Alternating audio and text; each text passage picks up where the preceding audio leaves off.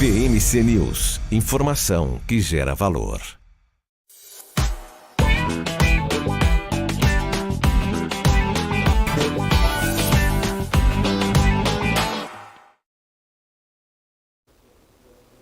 Olá, boa tarde para você que está nos acompanhando a programação ao vivo aqui da BMC News. A partir de agora, BMC Stock dessa sexta-feira. Eu sou Débora Oliveira, para quem está chegando aqui agora. Vai chegando, fica à vontade que a gente vai trazer aqui as notícias do início dessa tarde, dessa sexta-feira. Vamos lá para entender. Quero começar primeiro trazendo aqui já o fechamento da Bolsa Europeia, porque os principais índices de lá acabaram fechando mistos, com uma pressão ali particular do setor automotivo de Paris e Frankfurt, logo depois do corte da recomendação do UBS para as ações de Renault e Volkswagen. Por outro lado, a notícia de mais estímulos na China deu certo suporte aí às bolsas. O Banco Central Chinês vai cortar o compulsório bancário em moeda estrangeira de 6% para 4% a partir do dia 15 de setembro.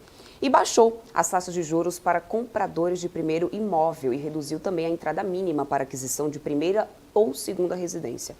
Para estimular esse consumo, famílias com crianças e idosos devem ter abatimentos de impostos. Então isso tem feito aí já um reflexo positivo em algumas bolsas. Na Europa também foi assim. Em Londres, o destaque aí ficaram para as mineradoras, né, por causa das notícias aí da China, o payroll nos Estados Unidos, que manteve também a perspectiva de manutenção de juros pelo Fed, mas isso não ajudou a dar muito impulso nos índices por lá não. Então assim, no fechamento ficamos, né, lá na Europa, deixa eu só atualizar vocês, com DAX em queda de 0,67%, FTSE no Reino Unido fechou numa alta de 0,34%, CAC na França ficou em alta de 0,27%, tá?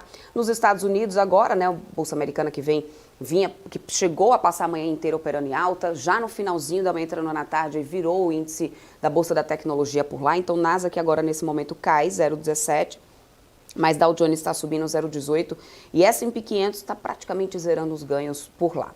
O petróleo Brent WTI ainda sobe bem, o Brent está subindo 0,6%, o barril está $88,22. E o WTI sobe 1,91% também a $85 o barril.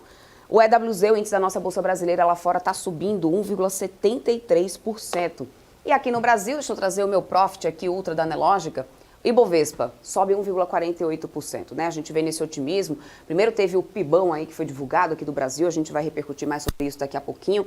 Logo na sequência, a gente teve então o payroll sendo divulgado. Então, desde o pré-mercado que a gente vem se sustentando alta, conseguimos, né, recuperar as perdas dessa quinta-feira. Agora o Ibovespa está nos 117.451 pontos. E olha só quem vem liderando aqui invicta desde, né, o início da manhã é a Vale, 4,89% de alta. O papel foi para os 68,27.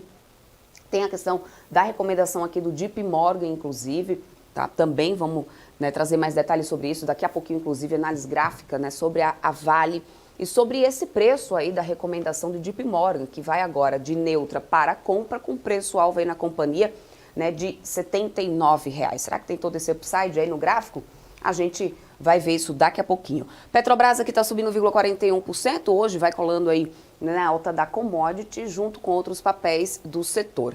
E os bancões, gente, que estão subindo, Banco do Brasil, Bradesco, Itaú, né, excepcionalmente, inclusive, né, depois dessa notícia de que o Planalto, né, o governo entregou lá no Congresso o projeto para poder encerrar com a JCP a partir do dia 1º de janeiro de 2024. Claro que isso ainda vai ter uma votação.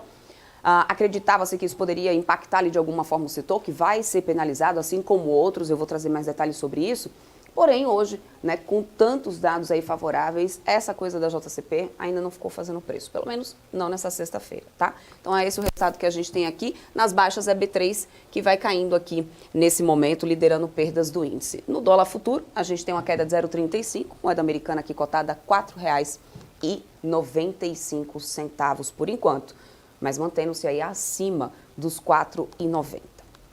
Bom, e o resultado do segundo trimestre, gente, das empresas que são listadas, mostrou uma queda forte no lucro líquido, EBITDA e também receita, com as companhias sofrendo dessa questão da Selic tá ali mais alta, né? Ou seja, a Selic aguda, né? O que o pessoal tem dito no mercado. Despesas financeiras enormes e desaceleração da atividade econômica têm impactado bastante aí nesses resultados. Segundo o relatório do Santander, as 150 empresas listadas sob cobertura do banco reportaram uma queda média de 34,7% no lucro líquido e de 25% no EBITDA. Já a receita líquida caiu em média 8,4% na comparação anual. Em termos de lucro, os destaques positivos foram os setores de educação, papel e celulose e utilities. Esses setores viram seus lucros crescerem 444%, 352% e 58%, respectivamente. Já os destaques negativos foram os setores de alimentos, bebidas, mineração e siderurgia. Bom, esse foi o resultado aí dessa análise Santander. Aqui na nossa variação diária, temos o setor de varejo CVC aqui liderando altas. Cash 3 na ponta negativa agora cai 7,49%. Falando agora de PIB, pessoal, o PIB do segundo trimestre de 2023 surpreendeu positivamente mais uma vez. O crescimento foi de 0,9% em relação ao primeiro trimestre, com um ajuste sazonal, e de 3,4% em relação ao mesmo trimestre do ano passado. Em termos de composição, a agropecuária foi destaque novamente, com variação de 17% no ano a ano e queda de 0,9% no comparativo trimestral, que havia sido muito forte, com 18,8% na variação anual. Pode-se dizer, inclusive, que esse setor é o grande destaque no ano de 2023, se beneficiando aí de uma safra de grãos excepcional, combinação de clima favorável e preços altos que estimularam o plantio e o uso de defensivos, resultando em um forte ganho de produtividade. Inclusive, fazendo com que o Brasil chegasse aí a liderar agora o ranking de exportadores de milho, ultrapassando os Estados Unidos. Isso não acontecia desde 2013, quando houve uma grande seca nos Estados Unidos. Então, a gente consegue agora passar aí os Estados Unidos. Já liderávamos nas exportações de soja e agora liderando também nas exportações de milho. Falando agora sobre esse potencial fim do instrumento do juro sobre capital próprio e também da limitação à isenção de imposto de renda para subvenções de ICMS, de acordo com analistas do JP Morgan, isso pode reduzir significativamente a visibilidade de médio e longo prazo para os resultados de empresas do setor de varejo e também no setor de saúde. Em uma análise do lucro por ação, levando em conta os termos atuais das duas propostas, o banco calcula que Magazine Luiza seria a companhia mais impactada no varejo, com redução de 64% no lucro por ação em 2024, seguida inclusive por Arezzo e Grupo Soma. Já no setor de saúde, Vível teria o seu lucro por ação de 2024 reduzido em 31% com o fim do JCP, seguido por Hypera e Redditor. Para os analistas, os ruídos em torno desse tema devem se manter claro até que o assunto seja realmente votado e definido. Até então, ficam-se essas especulações. Inclusive, eu vou trazer aqui o setor de varejo para a gente dar uma olhada aqui em principalmente o papel de Magazine Luiza, que segundo o banco pode ser aí realmente o setor, um dos papéis aí mais prejudicados com esse fim do JCP, tá? Então, olha só, a gente tem aqui nesse momento Americanas liderando altas, 6,9%, tá? Por enquanto aqui a 93 centavos é o que a gente tem. Americanas, lembrando que teve aí esse relatório da CPI, sendo divulgado e mostrando que realmente houve fraudes dos ex-diretores da companhia, dos ex-executivos, mas não dos investidores principais, o Lehman, o Sucupira, eles excluíram, eles não foram ali responsabilizados pela CPI, nem muito menos as auditorias e nem os bancos, mas os ex-diretores sim, nesse relatório da CPI que vai até o dia 14 de setembro. Então a gente tem esse relatório sendo divulgado e hoje Americanas sendo aí então favorecida depois desse relatório que foi divulgado. 6,90% aqui de alta para Americanas. Guararapes também está subindo 5,28%. A gente tem Arezzo, também aqui em alta, Arezzo, que está aí, também seria, de acordo, com esse relatório, uma das maiores prejudicadas com essa questão do fim do JCP. E aí aqui a gente tem Açaí também subindo 2%. Grendene está subindo 1,76%, Natura também alta, Lojas Renner aqui 2,99%, Grupo Soma, Pets, enfim. Maioria do setor aqui de varejo hoje conseguindo permanecer no patamar positivo. Magazine Luiza, inclusive, aqui, ó, subindo quase 1%. Mas aqui na ponta negativa, aí temos Marisa, Pão de Açúcar, Via e Alpargatas. Via está aqui no 0 a 0 praticamente, tem toda essa história aí de possível follow-on na companhia. Não foi muito bem recebido ali pelo mercado. Além disso, né, a gente tem aqui Pão de Açúcar caindo. Pão de Açúcar tem aqui ainda um reflexo daquela questão da cisão com o Grupo Êxito. Isso vem também já fazendo preço, né, no papel, tá? Isso aqui no setor de varejo. No setor de saúde, que poderia ser também um setor prejudicado com essa questão do fim do JCP, a gente tem aqui, ó, Oncoclínicas liderando altas, a gente tem Cora, Dr. Prev e Pera, que seriam os papéis prejudicados, hoje está subindo 0,62%. A gente tem Fleury, Redditor em queda aqui, Fleury também caindo, DASA lidera as perdas agora, 3,54% de queda nesse momento. Vamos às análises gráficas aqui nesse momento, então? Com Cris Natividade chegando aqui, analista técnico, muito obrigado pela companhia. Seja bem-vinda aqui à programação, Cris, muito obrigada mesmo nessa sexta-feira aqui, ajudando a gente a entender um pouco essas movimentações, né, do índice e também, claro, dos papéis, das altas e baixas aqui do dia. Eu quero começar, claro, primeiro pelo índice Bovespa, para a gente entender aqui, podemos dizer que a gente consegue, então, né, recuperar. Dados são positivos, né, o Ibovespa vinha caindo, mas com todos os dados positivos, a gente recupera as perdas dessa quinta-feira. Vamos entrar ao final de semana otimistas. Mas será que esse mês de setembro tem um potencial do índice permanecer nessa recuperação de alta, Cris? Boa tarde para você. Boa tarde, tudo bem? Eu até queria falar com a Letícia, né, que é quem marca comigo, para eu só vir na boa, porque hoje é bucha, hoje é difícil. Por quê? O índice, ele vem fazendo desde junho um padrão que algumas pessoas chamam de triângulo invertido, algumas pessoas chamam de alargamento, que é um padrão de indecisão. O que quer dizer isso? A gente tem uma época de euforia, aí uma época de depressão. Aí depois uma euforia maior é uma depressão maior. Aí uma euforia maior é uma depressão maior. Então ele vai ganhando oscilação, só que ele não ganha direção. Então, esse padrão, né, chamado de alargamento, triângulo expandido, triângulo invertido, ele é um padrão de dúvida. Então, por isso que é uma fria esse período que a gente está, né, essa dificuldade que a gente tem de achar uma direção que seja confiável, né, na tendência. Eu vou mostrar aqui para ficar mais claro, para vocês verem. Está desenhado aqui, ó. Tá vendo? Ele vai rompendo fundos e ele vai rompendo topos. Então ele vai ganhando oscilação, mas ele não ganha direção. E isso é complicado. O que a gente tem além para piorar, né? Se isso já não era notícia ruim o suficiente, a gente está na bissetriz do triângulo aqui, do ângulo, né? Então, se você traça um ângulo aqui, o meio do ângulo é exatamente esse ponto dos últimos dessa semana agora. Né? Então ele está no meio de um padrão de indecisão. Isso é uma perspectiva ruim. Ele tem mais ou menos em torno de 60% de chance de vir aqui na parte de cima do alargamento. Tá? Então, quando ele forma o alargamento, né, e quando ele toca no fundo, 60% das vezes ele volta na outra extremidade. Tá? Isso é uma probabilidade, isso é uma estatística. Se vai ou não, a gente nunca sabe. Né? O estudo é sempre probabilidade, nunca certeza. Tá? Então, ele tem uma boa chance, sim, de chegar nos 120 mil pontos. Só que quando chegar nos 121 mil pontos, ele tem 60% de chance de voltar até a região dos 113, 112 mil.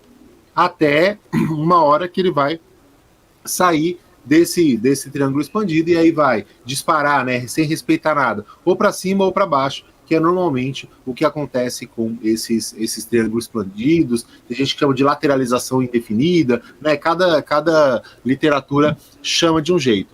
Mas a gente tem boa chance sim de chegar nos 123 pontos, mas isso não significa que temos uma tendência de alta.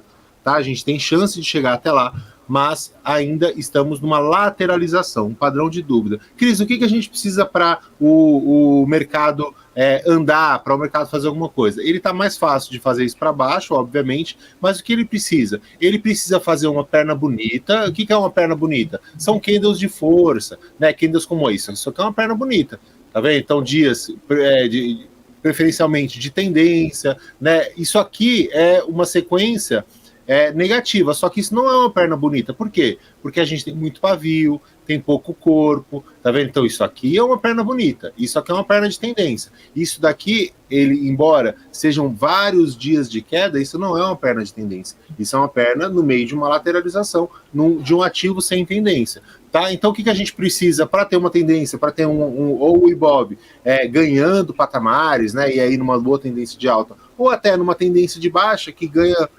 volatilidade, às vezes também é possível a gente fazer boas operações, precisa de candles de força, tá? Candles que desloquem. Embora aqui a gente tenha candles de força, a gente tem 2 candles para cima, 2 candles para baixo. 2 candles para cima, 2 candles para baixo. Um candle para cima provavelmente deve ter um outro candle para cima, e isso é um comportamento típico de perna lateral.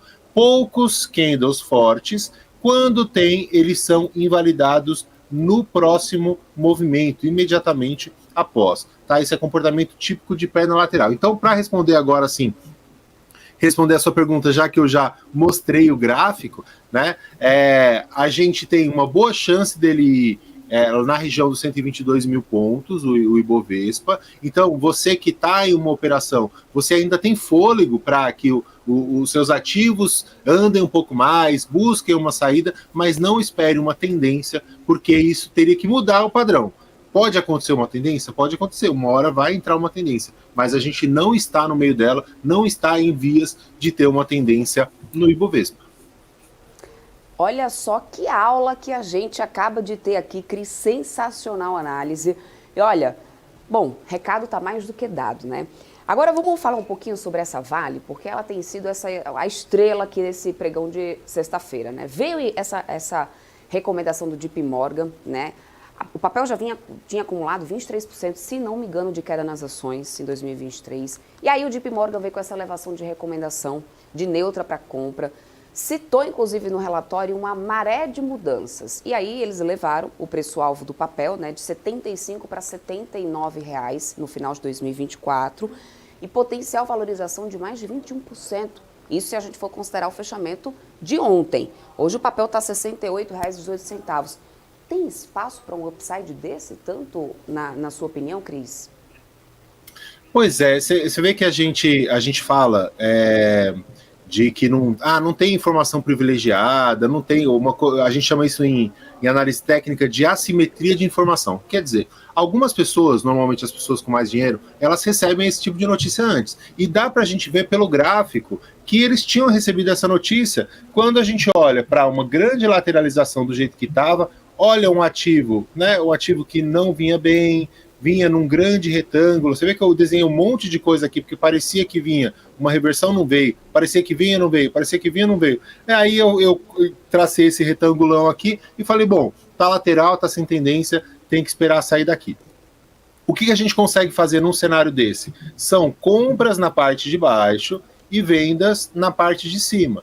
Por quê? Ele tende a ficar sem tendência até vir uma notícia, alguma coisa de outro patamar, como isso que você falou, da mudança, né, da perspectiva da empresa, mudança de nota da empresa, um balanço diferente, um incentivo econômico, alguma coisa que faz com que o preço seja considerado injusto. E quando o preço é injusto, ele começa a fazer isso, começa a fazer gap, começa a fazer candles de força. Eu venho falando de compra de BRAP e Vale, né, que as duas elas andam muito próximas, desde aqui de baixo, desde aqui ou quando estava injusto dentro da lateralização. Tá? Então a gente tem, sim, espaço para subir mais em torno de 4% BRAP e Vale em torno de 4% também, um pouco menos, né, 3,5%, 4%, até chegar nessa parte de cima. Agora, olha a saúde da perna, né? Então, quando ele veio aqui testar a parte de cima,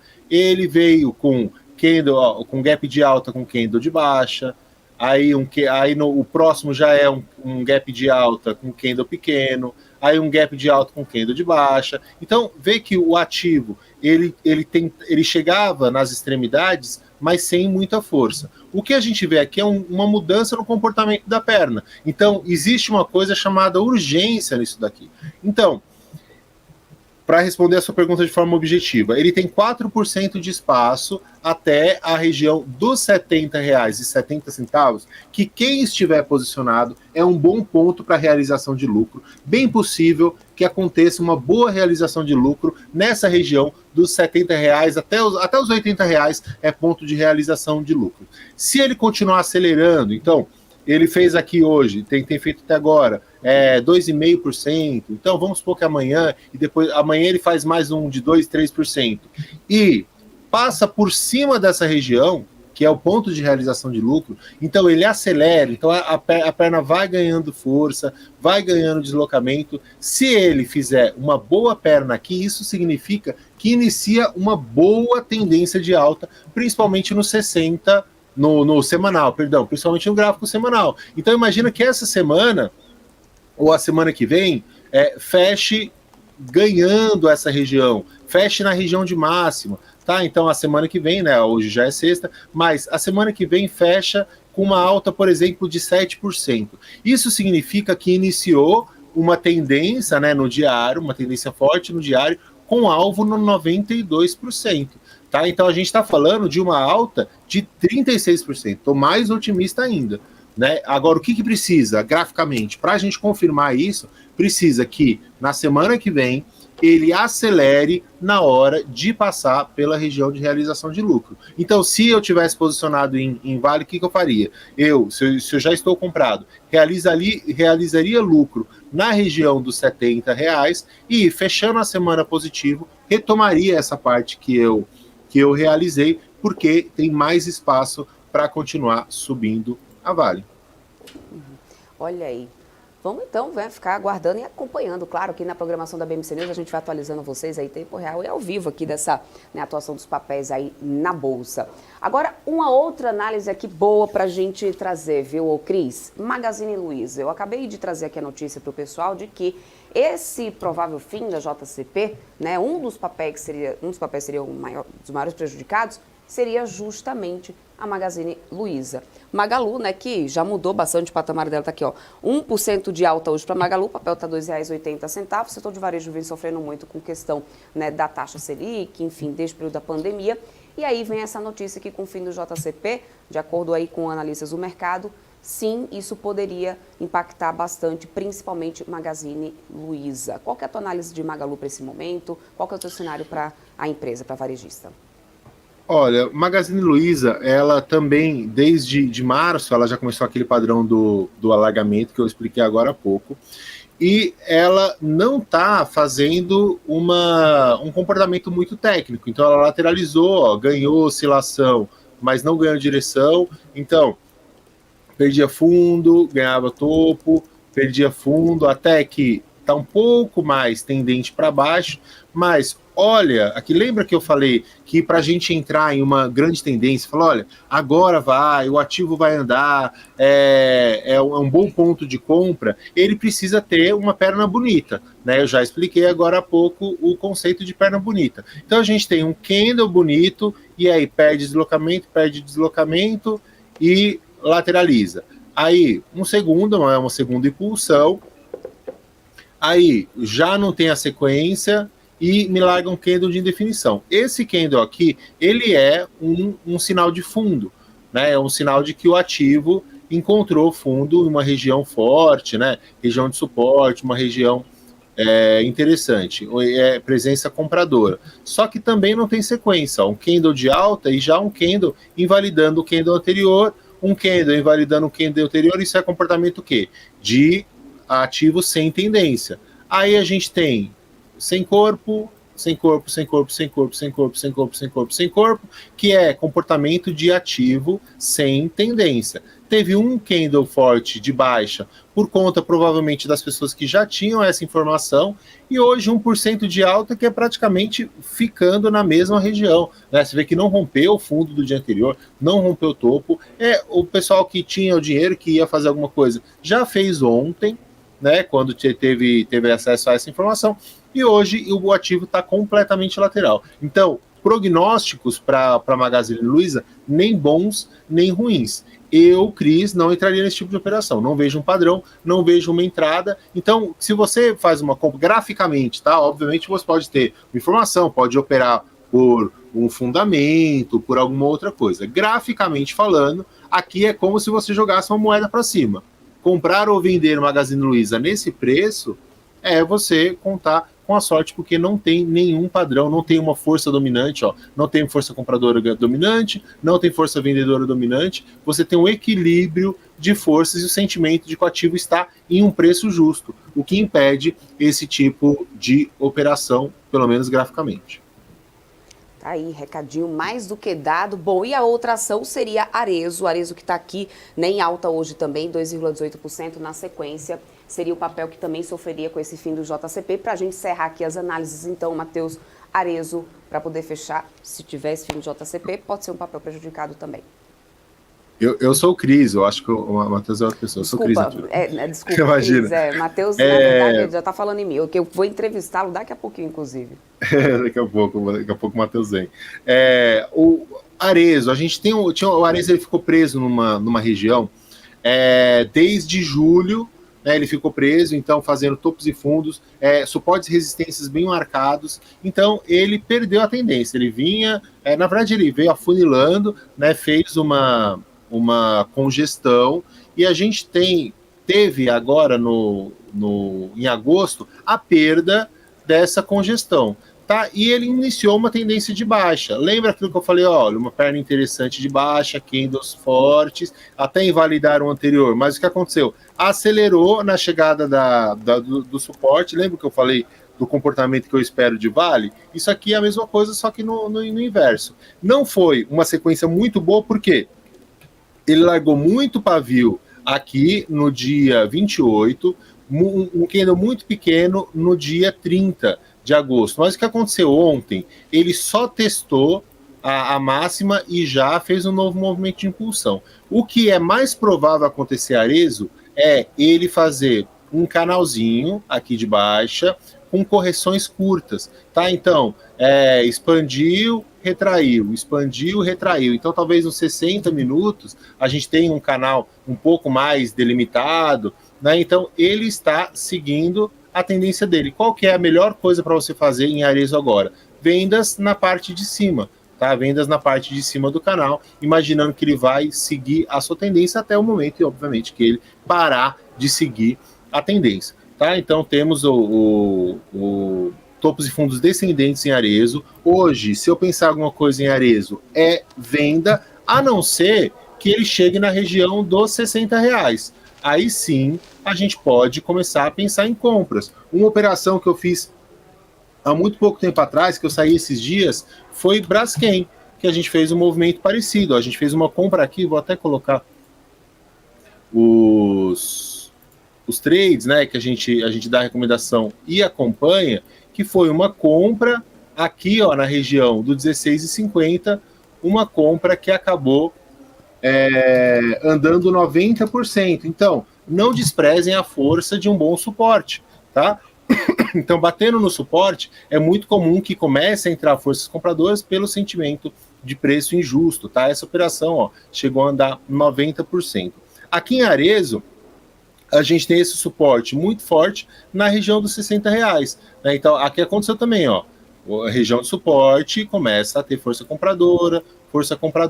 Então, penso em vendas, principalmente seguindo esse canalzinho em Arezzo, se eu fosse pensar em comprar só na região dos R$60, onde deve voltar a entrar a força compradora.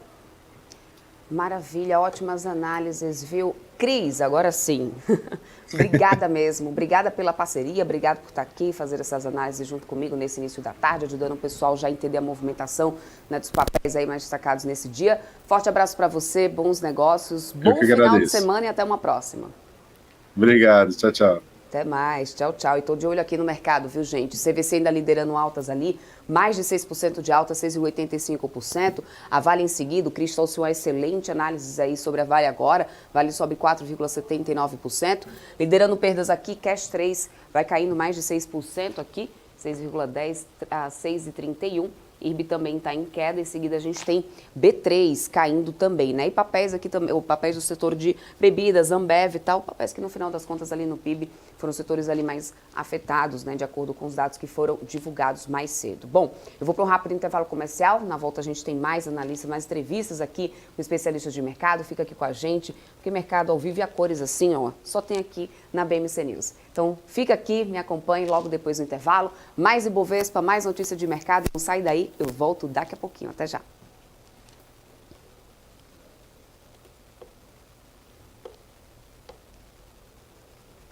BMC News. Informação que gera valor. O que impacta a economia e o mercado global.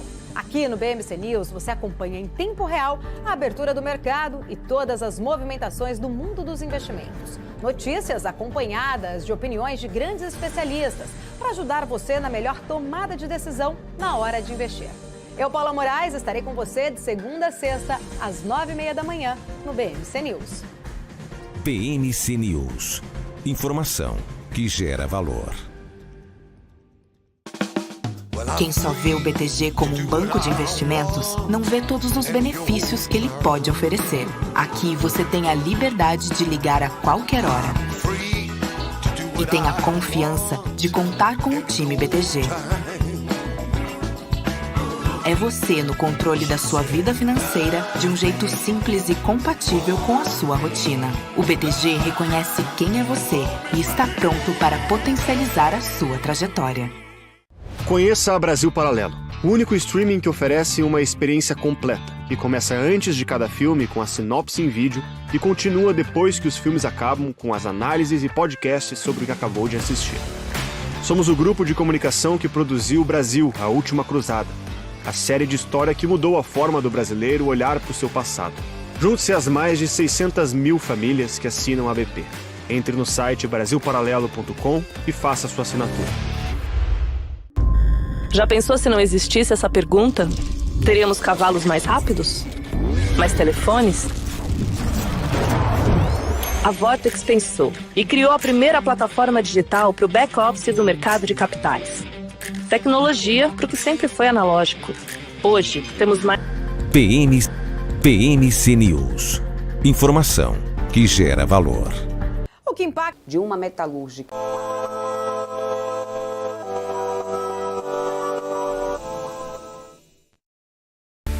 Feira, tá? A prefeitura da cidade informou que a explosão de uma caldeira da empresa aconteceu por volta das 10 horas da manhã.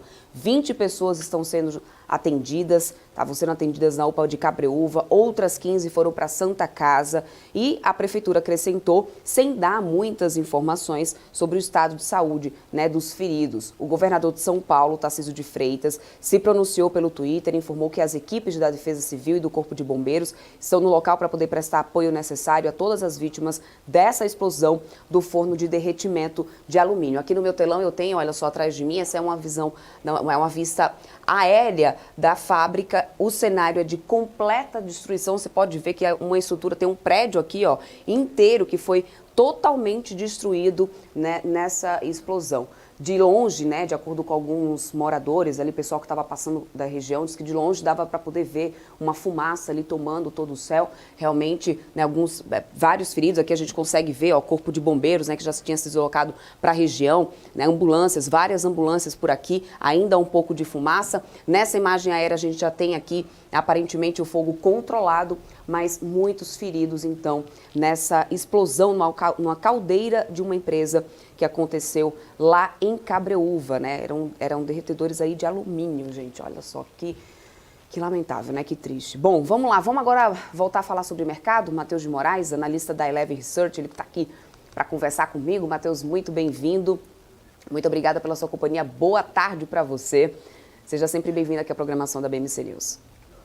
Boa tarde, gente. É sempre um prazer estar aqui com vocês aí, compartilhando tudo que a gente vai vendo no dia a dia aí e tentando trazer numa linguagem aí pro pessoal aí.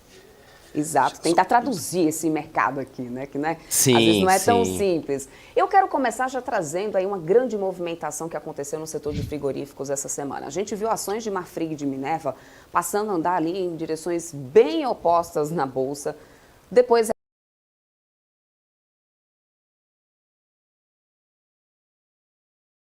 Mas, né, em algumas análises, algumas pessoas dizem que, em relação a curto prazo, né, houve uma reação mista, na verdade, porque umas pessoas defendem que a curto prazo era já previsível essa movimentação, dizendo que parte do mercado entende que a vinda da Marfrig é positiva por causa do efeito positivo na alavancagem da empresa, mas também é negativa para a Minerva, porque causa, né, o efeito contrário no endividamento e no comprometimento dos pagamentos de dividendos. Você concorda com isso, Matheus, ou você acha que foi uma operação justa? Não, eu concordo com esse ponto também. Acho que explicar o lado da Marfrig é o mais fácil, né? Porque as ações terem andado tanto que foi nesses últimos 3 dias, foram exatamente isso, né? Teve a queda na alavancagem, ele vai ter 7,5 bi para entrar em caixa, então vai sair de ativos que ele não estava alocando da melhor forma. E para a Minerva, acho que a gente tem que assim, dar um passo um pouquinho atrás, né? A Minerva já estava sendo uma preferida do mercado, né? Até conversando com outros analistas, a minha opinião aqui era a Minerva como top pick da companhia. A gente gosta muito da eficiência deles e também a gente está vendo um ciclo de gado extremamente positivo para a Minerva, né? Então, quando a gente está vendo um ciclo com gado com os preços caindo e volume muito forte aqui, a gente vê o contrário nos Estados Unidos, né? Então, isso daí já me justificaria um prêmio em relação à Minerva. Mas aí, acho que essa aquisição pegou o pessoal de surpresa, pelo menos me pegou de surpresa, né? Eu não esperava uma questão de tamanho porte da Minerva, ela é uma empresa que historicamente faz M&As, né? Já foram 19, e todos eles entregaram o que prometeram, mas essa foi uma aquisição, assim, nunca antes vista para o porte da empresa, né? Você vai ter 44% a mais de gado sendo abatido, você vai ter a operação de ovinos deles no Chile agora, que é quase 1/4 do que já era a operação deles na Austrália. Então você teve ativos muito importantes que foram incorporados, mas eu acho que o grande ponto que o mercado bateu, e até por isso que as ações caíram muito nesses últimos dias, foi a questão do preço que foi pago nessas plantas, né? Você teve o fato relevante da Minerva divulgando que essas plantas poderiam gerar um EBITDA de 1,5 bi, enquanto você teve o fato relevante da Marfrig, falando que essas plantas geravam um EBITDA em torno de 750. Então, a conta que a gente começa a fazer se para a Marfrig fazer ter tamanha melhora no seu EBITDA dessas novas plantas aí, e esse incremental de 750 que a Marfrig não fazia, ela teria que ter uma capacidade de ocupação das plantas em torno de 80%, o que hoje é acima do que ela tem nas próprias plantas. Então, ela tá prometendo uma execução mais forte do que ela vem entregando, que é uma execução muito boa e forte. Mas ela colocou um prêmio, né, nessas plantas que pode ter sido um pouco exagerado, né? Ainda não fiz todas as contas, mas assim, entre 1 bi e 1,5 bi, acho que é por aí que eles pagaram mais nessas plantas, né? A gente fez as contas de qual seria, né, o anualizado para a gente fez a conta assim, qual seria o analisado de abate de gado Minerva e qual seria o EBITDA que cada cabeça geraria. A gente chegou em torno de 600, 650 reais por cabeça. Com essa com essa entrada dessas plantas novas que eram da Marfrig, a gente estima que ela possa gerar um EBITDA entre 1,1 bilhão e 1,3, assim. Então, seria no mínimo entre 400 e 300 milhões abaixo do que a projeção inicial dela. Então, eu acho que essa promessa de ter uma execução tão forte que ela está colocando na mesa é o que está deixando o mercado receoso. E sem contar que né, a gente vai levar de 6 meses a 1 ano até essas aprovações virem e ela começar a operar essas plantas e poder provar que ela consegue fazer essa operação muito melhor do que a Marfrig fazia. Eu acho que essa é a principal dúvida do mercado no momento, assim.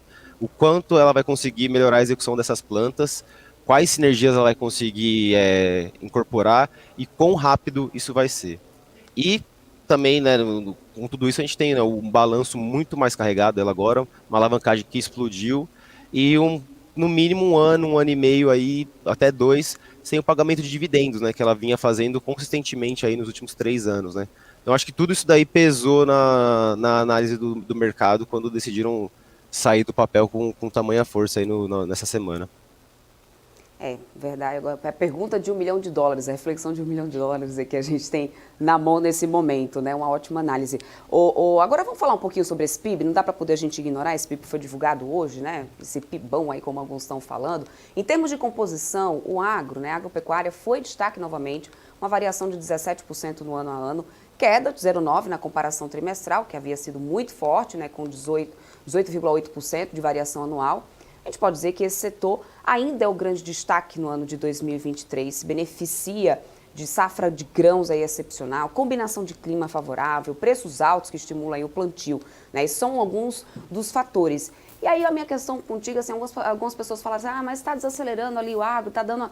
Mas, gente, tem a base de comparação também, uma base de comparação muito forte, ou seja, qual que é a tua análise em relação a isso? Você considera, assim, a tua leitura eu pelo menos acredito que continua sendo o grande destaque, o setor agro não tem como não ser. Você concorda com isso?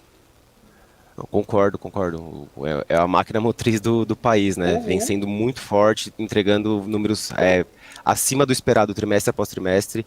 Mas acho que o que você lembrou é importante. A gente teve uma safra recorde esse ano, só que ano passado a gente teve o início, né, das tensões entre Rússia e Ucrânia, que fez com que os preços das commodities disparassem.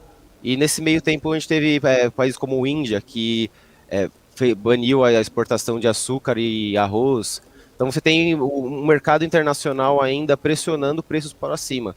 Mesmo tendo visto o preço de soja e milho caindo em torno de 30% aí no ano, ainda são patamares historicamente muito altos. Eu acho que em questão de equities, assim, o que mais deixa dúvida a safra desse ano que está sendo colhida, a super safra, que está sendo vendida com um preço abaixo do que foi a safra passada, ela foi plantada também com insumos em tempos de guerra. Então a gente não... todos os produtores anteciparam seus pedidos a preços historicamente muito mais altos. Então o que a gente teve para essa safra é uma safra mais cara do que... Mais cara não, é muito mais cara do que as anteriores, e com o preço das commodities que não seguraram tanto quanto o esperado, principalmente de soja e milho, né? Mas se você for expurgar isso daí, tirar isso do comparativo, você ainda tem números extremamente relevantes. Você tem uma safra punjante, você tá... eu recebi vídeos durante a colheita de soja, cara, era impressionante, assim, eu via nas BRs, assim, silo bags de quilômetros. Você via quilômetros de silo bags, assim, de soja. O tamanho foi a safra ali na região. Então, eu acho que mesmo arrefecendo um pouco em questão de preço, acredito que em volume ela continua surpreendendo e já tem projeções para as próximas safras se não for safra recorde, ser uma safra muito, muito boa. Conversando com as companhias também, todos já estão travando o preço para a próxima safra e alguns já para a safra 26, 27 também. Então a gente está vendo, assim, tá bem, mesmo com essa queda de preço, ainda estou bem positivo com o setor, assim. Maravilha, bom saber. Você falou aí sobre o milho, né? E olha, é interessante, eu queria falar um pouco sobre isso, porque eu vi que o Brasil superou os Estados Unidos, se tornou o maior exportador de milho no mundo. Isso não acontecia desde 2013, quando os americanos perderam aí uma produção por causa da seca. Isso pelo menos são o que mostram os próprios dados aí do Departamento de Agricultura dos Estados Unidos, né? Primeiro, o que tanto favoreceu o Brasil, além dessas ótimas duas boas safras que a gente está falando aqui, que a gente teve aí do milho, né? E segundo, Estados Unidos tem condições de ainda voltar à liderança ou o Brasil pode expandir ainda mais nos próximos anos em relação ao milho, né? Ou seja, ficando com essa coroa, na soja a gente já vinha levando e agora passando a liderar também em relação ao milho. Eu acredito que os passos para o milho vão ser bem parecidos com o que foi na soja no Brasil. Assim, a gente vai começar superando aos poucos e, sei lá, não vou fazer uma projeção curta, mas em 10 anos aí, com certeza vão ter a maior safra do mundo, ser o maior exportador do mundo de milho também, né? Tem muita área a ser desbravada ainda, a gente tem a área de pecuária ainda que estão sendo transformadas, né? As empresas estão vendo a melhor utilização dessas áreas, então buscando plantar os grãos ao invés de fazer pastagem. Então a gente está vendo cada vez mais uma abertura de celeiro para milho, assim. Eu sou bem positivo. A gente vai ter agora também, a Raízen já entrou, né, com a tese do etanol de milho. Então, tendo cada vez mais mercado e mais utilidade para o grão, eu não vejo porquê, né, ir com preços altos. Eu imagino que vamos continuar tendo safras fortes. O Brasil tem a vantagem de ser o único país no mundo que consegue fazer 3 safras de milho, né? com a safrinha, que esse ano foi sensacional. Temos vistos aí, principalmente olhando por Conab, né, que o clima no sul está sendo muito melhor esse ano do que foi nas 2 últimas safras, onde tiveram quebras importantes.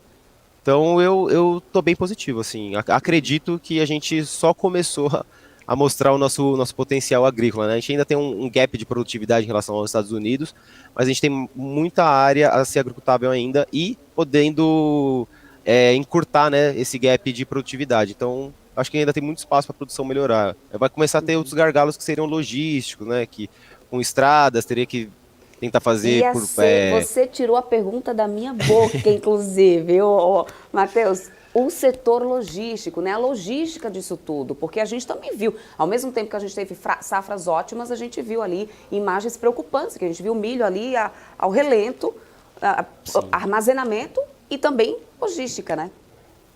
Eu cheguei a conversar com o pessoal da StoneX lá, que eles reportaram que teve soja sendo colhida com 30% de umidade, assim, que é totalmente fora dos padrões. Acho que são 2 pontos aí que a gente tem que atacar, né? O primeiro da logística, com estradas, tentar fazer através de rios também, barcaças que tem custos menores. Mas eu acho que talvez um caminho que a gente tem um déficit há anos e que a gente possa tentar diminuir agora é a de silagem, né? A gente tem pouquíssima silagem on-farm, muitos já estão situados nos portos, então não resolve o problema da logística, porque uma vez que o grão tem que se deslocar até o porto, o problema logístico continua. Então eu acho que talvez a silagem consiga, né? Obviamente teria que ter um mix, porque essa safra que já foi recorde, a gente já viu esses problemas, né? Tanto de armazenamento quanto de logística, mas eu acho que o plano safra a gente esperava que fosse um pouco melhor em relação à silagem, né? Até olhando o Kepler Weber, que é uma das nossas coberturas, mas veio fraco. Acho que teria que ter um incentivo a mais até do governo em relação à silagem em si e o incentivo em logística em prol de diminuição de custos, né? Porque como são commodities, eles aguentam pouquíssima pressão de custo logístico para que vale a pena, né, chegar no ponto final. Então, eu acho que silagem pode ser um ponto, até mais para os produtores conseguirem fazer uma entre-safra ou conseguir fazer um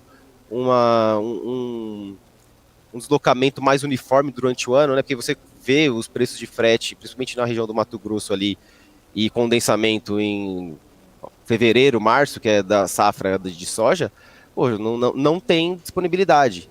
Você vai ver em setembro, outubro, tem sobra de caminhões lá para fazer esse trabalho. Então, eu acho que talvez a silagem conseguiria fazer esse escoamento ser mais uniforme. Então, e conseguiria fazer com que o preço da commodity também sofresse menos solavancos durante o ano, uma vez que você vai ter uma distribuição mais uniforme dela, né? Recado mais do que dado, é isso. Eu acho que essa reflexão mesmo precisa ser feita. É um ponto preocupante. Acho que tem muito a se desenvolver ainda no Brasil em relação a essa questão da logística, até para poder a gente conseguir tirar realmente um bom proveito, né, e fazer realmente reverter aí em bons lucros, né, todo esse nosso potencial de produção que a gente tem nas mãos, né? Precisa ser mais do que valorizado. Obrigada mesmo, Matheus. Obrigada pela tua companhia, por excelentes análises aqui. Matheus Moraes comigo, né, entendendo um pouco mais sobre o setor frigorífico, agropecuária. Obrigada, forte abraço para você. Uma ótima sexta-feira. Bom final de semana, agora já vai sextar, né? Obrigadão, gente. Muito obrigado pelo espaço de vocês. Sempre um prazer estar aqui. E não vou sextar, não. Agora eu vou lá para Expert. Prestigiar o evento da casa. Vai pra Expert, né? Tá todo mundo. Ó, vai lá no estúdio da BMC News. Eu passei lá ontem. Passei. Vai estava lá hoje montando. Inclusive, o convite fica até a todos, assim. Vou estar lá, quiser conversar, vamos estar disponíveis. Stand da Eleven logo ao lado da plenária. Vai ser um prazer receber todos vocês, viu, gente? Muito Maravilha, obrigado. Vai lá sim. Bom evento. Tchau, tchau. Muito obrigada, tchau, tchau. É isso, gente. Eu sigo de olho aqui, ó. Falando sobre PIB, como eu estava conversando aqui, o JP Morgan revisou a previsão de crescimento do PIB de 2023, gente. Foi de 2,4% para 3%. E em 2024, de 1% para 1,2%. Depois esse PIBão aí divulgado hoje, muitas casas já vendo ele, fazendo já mudanças aí nas projeções, né? E aí tá aí a revisão de projeção também já de JP Morgan. Agora, falando lá sobre os Estados Unidos, o presidente Joe Biden afirmou hoje que o payroll, de agosto é mais uma evidência de que a maior economia do planeta consegue reduzir a inflação ao mesmo tempo em que amplia salários e empregos. Ele disse o seguinte, abre aspas, temos o maior número de pessoas em idade ativa no mercado de trabalho em 20 anos e a menor taxa de inflação entre as grandes economias. Ele destacou o aumento na renda dos americanos, que de acordo com ele está maior do que antes da pandemia e ressaltou como as políticas do seu governo, como a lei da redução de inflação, estão ajudando a economia a criar empregos, segundo Biden. Ele disse que é a Bidenomics que está funcionando, disse então o presidente americano. E ele disse que isso ainda vai criar 1,5 milhão de novos empregos nos próximos 10 anos lá nos Estados Unidos. Está bem otimista Joe Biden depois desse payroll que foi divulgado, então foi o que ele esclareceu, Bom, vamos lá, falando de mercado, gente, lá nos Estados Unidos, então a gente continua ainda com o Dow Jones subindo, pouco menos do que o que a gente viu no período da manhã, sobe agora 0,19%, S&P 500 está subindo levemente 0,07%, Nasdaq cai levemente, 0,09%, tá? Não durou tanto ali os otimismos e aí a gente tem bolsas operando em sentidos opostos por lá então. Commodities, a gente tem o petróleo ainda disparado, subindo bem, 1,64%, 88 dólares e 25 centes, WTI 2,24% de alta, mais de 85 dólares o barril do WTI, lembrando que tem provável corte ali de produção da Rússia para ser anunciado semana que vem, e isso já pode estar fazendo preço aí na commodity. Aqui no Brasil, 1,55% de alta para o índice Bovespa, 117.531 pontos, dólar futuro está aqui caindo 0,44%, moeda americana a R$ 4,95. Não mudou o cenário de altas e baixas, CVC lidera altas aqui na variação, mas o volume de negociação, a Vale segue disparado, 4,84% aqui de alta para Vale, R$ 68,22, e de acordo com o JP Morgan, esse papel aí pode ter aí o preço-alvo de até R$ 79. Um belo upside aí, inclusive, para o pessoal, hein? B3 no volume de negociação é que lidera essas perdas aqui, 1,16%. Bom, gente, eu vou me despedindo por aqui, me despeço de todos vocês. Muito obrigada pela audiência de sempre, pela companhia de todos. Um forte abraço a todos, mas fiquem aqui na nossa programação da BMC News. Felipe Nascimento está chegando aí junto com o Marcos Saravalli, está chegando aí o BMC Market para poder conversar aí com vocês sobre todas as notícias aí do mercado. Continue na nossa programação, não sai daí. Até qualquer dia, pessoal. Tchau, tchau.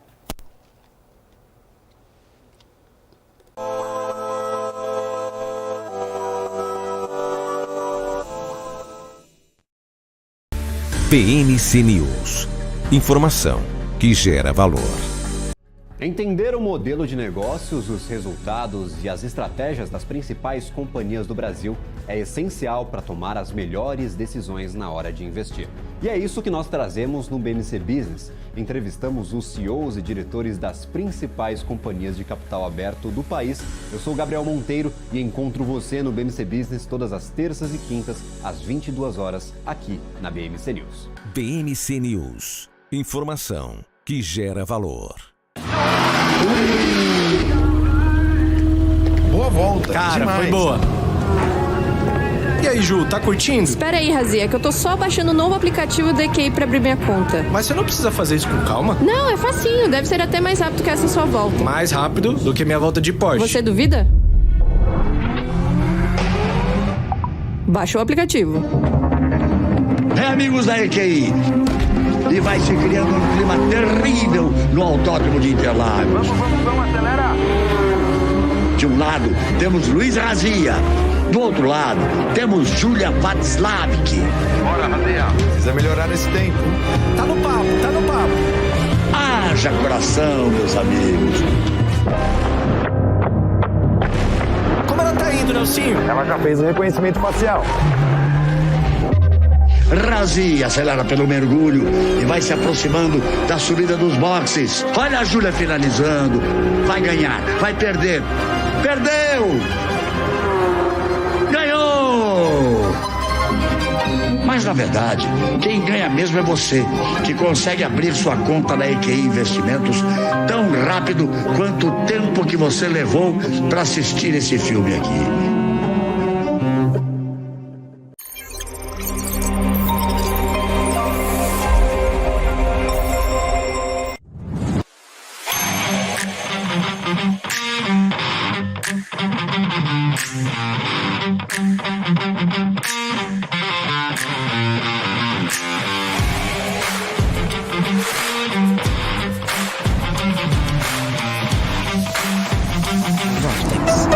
beyond.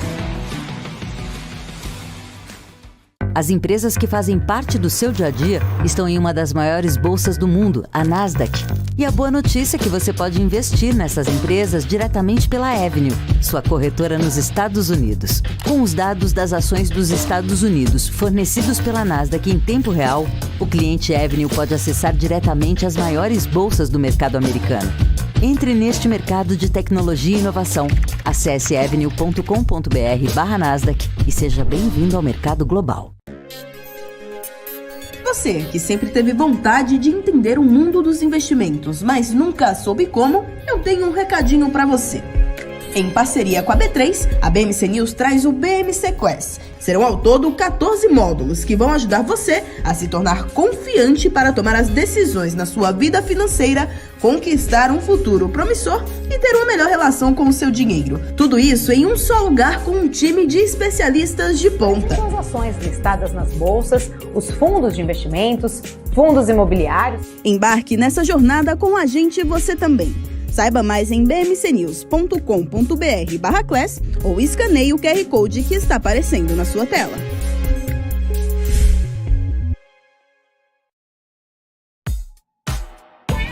Dividendos. Você sabe o que eles são? Esse é o tema do BMC Explica de hoje.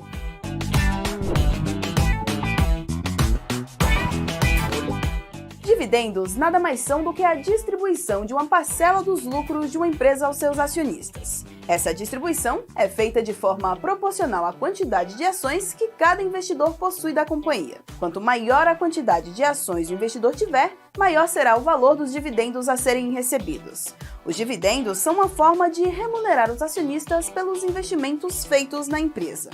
As empresas podem escolher entre distribuir uma porcentagem dos lucros ou um valor fixo por ação, e essa decisão é tomada em Assembleia Geral de Acionistas. E vale lembrar que nem todas as empresas distribuem dividendos, e que o valor distribuído pode variar de empresa para empresa e ao longo do tempo, dependendo da saúde financeira da companhia.